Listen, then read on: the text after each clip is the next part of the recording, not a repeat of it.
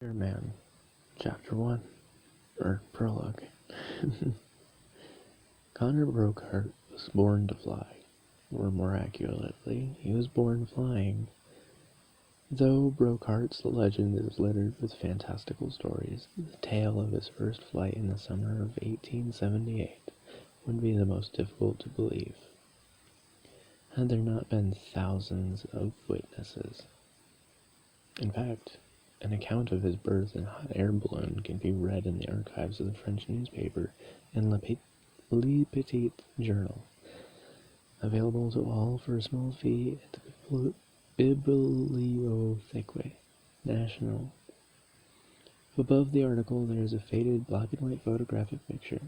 The photograph is remarkably sharp for the period. It was taken by the newspaper man who had been in the Trocadero Gardens at the time with his camera.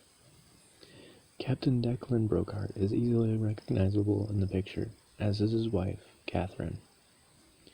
He is handsome in a crimson and gold Saltee Island sharpshooter's uniform. She, shaken, but smiling. And there, protected in the crook of his father's elbows, lies baby Connor, already with a head of blonde Brockhart hair and his mother's wide, intelligent brow. No more than 10 minutes old, but through some trick of the light or photographic mishap, it seems as though Connor's eyes are focused. Impossible, of course, but imagine if how they could have been. Then baby Connor's first sight would have been a cloudless French sky flashing by. Little wonder he became what he became.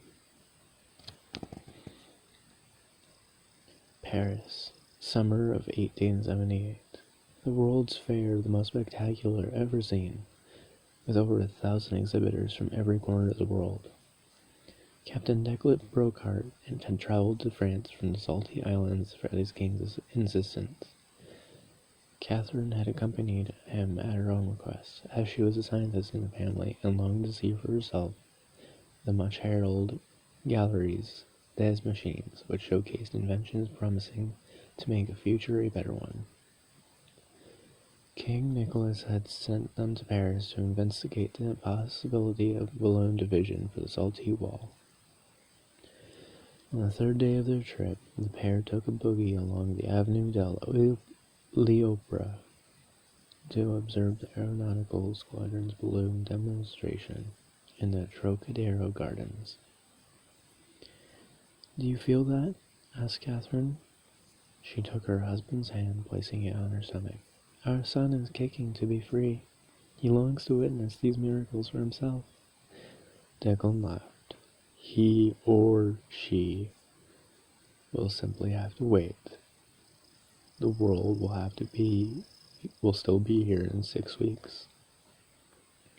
When the Brockharts arrived at the Trocadero Gardens, they found the aeronautical squadron in the shadow of the Statue of Liberty, or rather, of her head.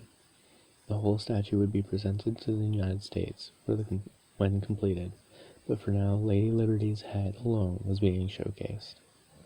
The copper structure dwarfed most of the fair's other exhibits, and it was amazing to imagine how colossal the assembled statue would be when it finally stood guard over New York Harbor. The members of the aeronautical squadron had inflated the dirigible balloon on the patch of lawn, and were politely holding the crowd back with a velvet rope. Declan Brockhart approached the soldier on sentry duty and handed him the sealed letter of introduction from the French ambassador to the Saltee Islands. Within minutes they were joined by the squadron's captain, Victor Vigny. Vigny was lithe and tanned, with a crooked nose and a crown of jet black hair that stood erect over his scalp like the head of a yard bush. "Bonjour, Captain Brockhart," he said, moving one white glove and shaking the Saltee Island officer's hand warmly. "We have been expecting you." The Frenchman bowed deeply. "And this must be Madame Brockhart." Vigny checked on his letter in mock confusion. "But Madame, nowhere here does it say how beautiful you are." The Frenchman's smile was so charming that the Brockharts could not take offense. "Well, Captain," said Vigny, sweeping his arm back dramatically to introduce his balloon. I give you Le Soleil, the sun. What do you think of her? The dirigible was undeniably magnificent. An elongated golden envelope swaying gently over the leather-bound basket. But Declan Brockhart was not interested in decoration. He was interested in specification. A bit more pointed than the others I've seen, he noted. Aerodynamic,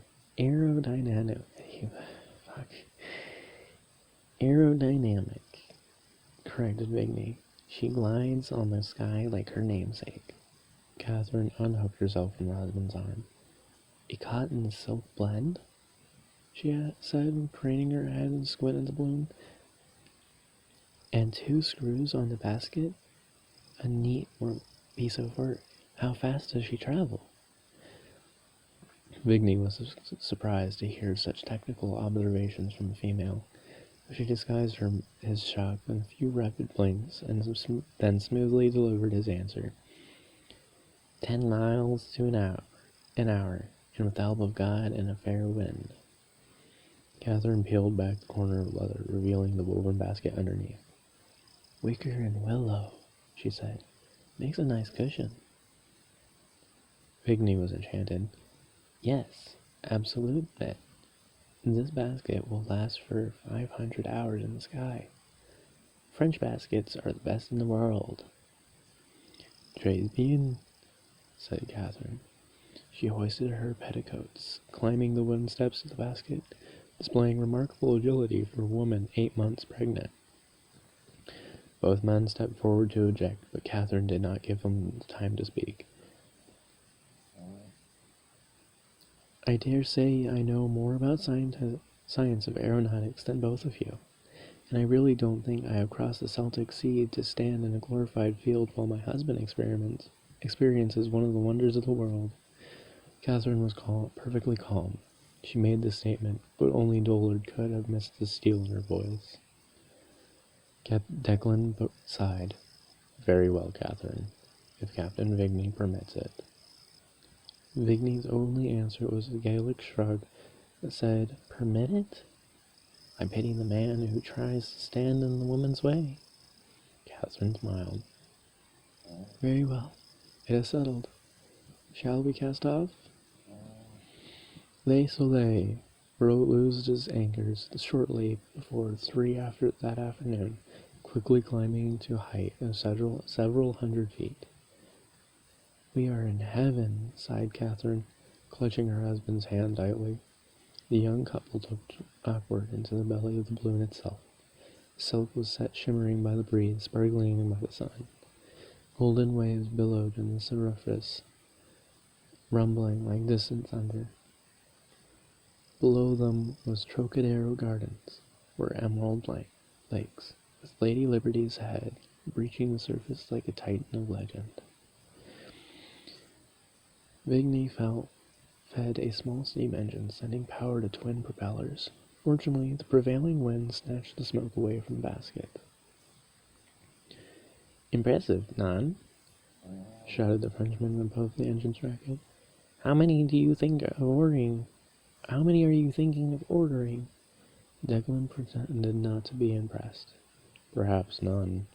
I don't know if these little propellers would have any effect against an ocean wind.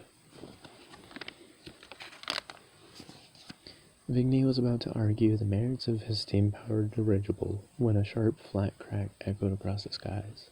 It was a noise familiar to both soldiers. Gunshot, said Vigny, peering toward the ground. Rifle, said Declan Brockhart grimly. As captain of the Saltee shooters, he knew the sound well. Long range, maybe sharps. See there. A plume of blue smoke rose into the sky from the western border of the gardens. Gun smoke, noted Vigny. One cannot help by wondering who the target might be.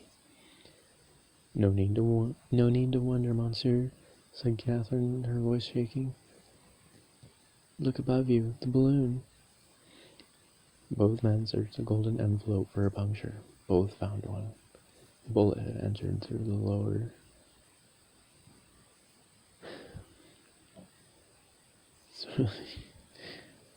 lower starboard quadrant and exited into the upper port section. Why are we not dead? Wondered Declan. Bullet was not enough to ignite the hydrogen, explained Vigney. An incendiary shell would have done so. Catherine was badly shaken. For the first time in her short life, mortality was at hand, and not just her own. By stepping into the balloon's basket, she had put her child's life at risk. She folded her arms around her stomach. We must descend quickly, before the envelope rips. In the fraught moments that were to follow, Vigney proved his skill as an aeronaut. He perched his basket's lip, gripping the stanchion with one hand and the gas release line in the other.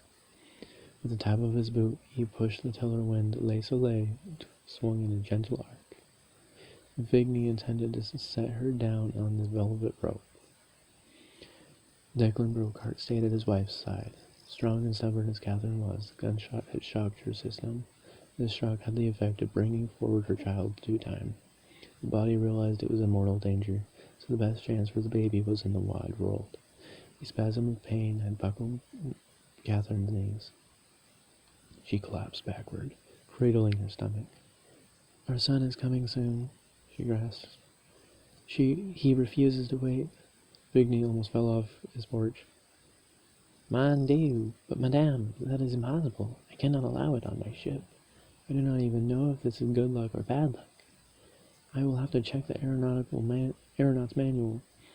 It would not surprise me if we had to sacrifice the albatross. It was Vigney's habit to chatter wittily when anxious. Wit in times of danger, in his opinion, was very cavalier. This did not stop him from performing his duties.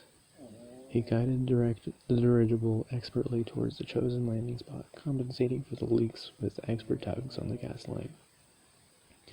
On the basket's cramped floor, Catherine struggled to deliver her child. Her leg shot out involuntarily as the pain hit. The stroke was a lucky one, catching her husband on the shin, snapping him out of his near panic. What can I do, Catherine? He asked, keeping his voice steady, his tone light, as though giving birth in a falling balloon were the most natural thing in the world. Hold me steady, replied Catherine through gritted teeth, and give me your weight to push against. Declan did as he was told, calling over his shoulder to Vigney. Steady. Keep her steady, man. Talk to the Almighty, retorted Vigney. He is sending gusts of winds, not I. They were reasonably good order. The envelope was damaged but holding its integrity. The Brockharts huddled on the floor, engrossed in the business of bringing life into the world.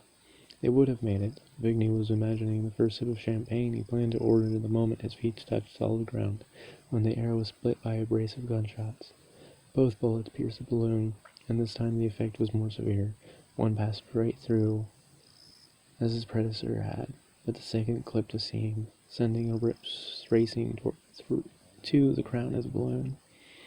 The air and the gas screamed from the distressed dirigible like a balloon of banshees. Vigney pitched forward on the basket, bouncing Declan Brockhart's back. They were in God's hands now, and with the envelope so grievously ruptured, the Frenchman could not claim a single degree of control over the balloon's path. They dropped rapidly, the deflating envelope collapsing above them. Catherine and Declan ignored their own fates, concentrating on their child. Almost there, my darling, Declan cried. Catherine Brockhart held the despair clamoring in her mind and pushed her baby into the world. He arrived without a cry, reaching out to grip his father's fingers. A boy, Declan said. My strong son. Catherine gave herself not a minute to recover from her brief labor. She leaned forward and grasped her husband's lapel. You cannot let him die out here, sir. It was an order, plain and simple. We can but pray, he said. Declan Brockhart climbed to his feet, taking in the literal gravity of their situation at a glance. The basket was in virtual freefall now, slicing east directly toward Lady Liberty's head.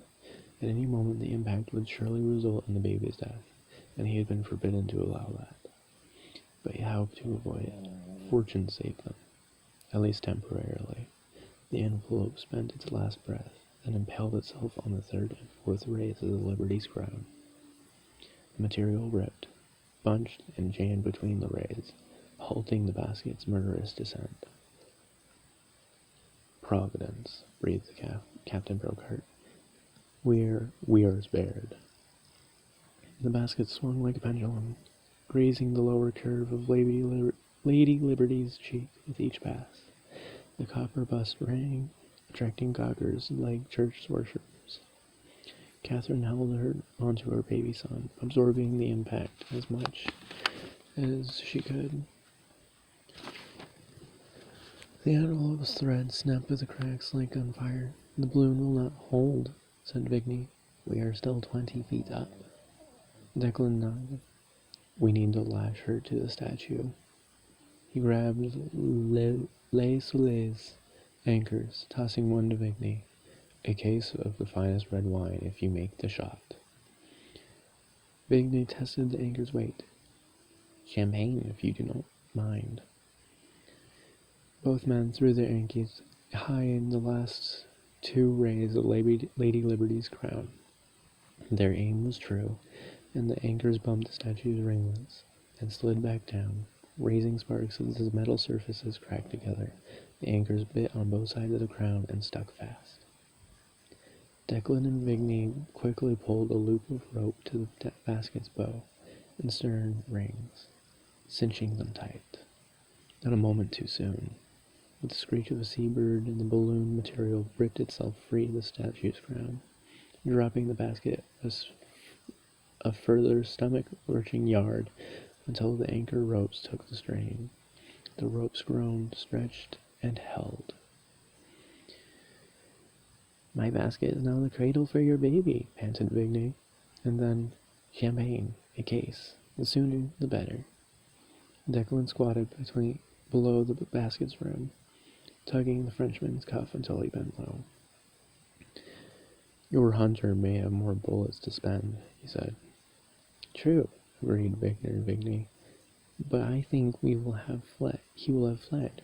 We no longer present such an enormous target, and by now the gendarmes will be on his trail. I imagine it was an anarchist. They have been making threats. In the Trocadero Gardens, the entire crowd had pooled below the basket. They had come to the World Fairs expecting spectacle, but there was high adventure.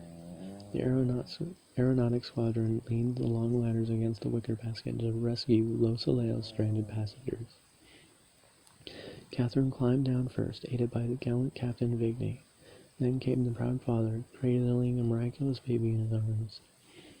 People gasped and surged forward. A child. There had been no child on the basket when it took flight. It was as if the world had never seen a baby. Born in the sky. Imagine it. A child of wonder. Ladies and gentlemen elbowed each other shamelessly, longing for a glimpse of his share-viewed face. Look at it. The eyes are open. His hair is almost white. Perhaps the altitude? Someone popped the cork on a bottle of champagne, and an Italian count passed around Cuban cigars, as if the entire assembly were celebrating the baby's survival. Vigny snagged the bottle, quaffing deeply. Perfect, he sighed, passing the bottle to Declan Brockhart. He's a charmed boy. What will you call him? Brockhart grinned deliriously. I thought perhaps Engel. He came from the skies after all, and our family name is Flemish. No, Declan, said Catherine, stroking her son's white blonde hair. Though he is an angel, he has my father's brow. Connor is his name. Connor, I said in mock protest. Irish from your family, Flemish from mine. The boy is mongrel. Vigny lit 2 cigars, passing one to the proud father. Now is not the time to argue, mon ami.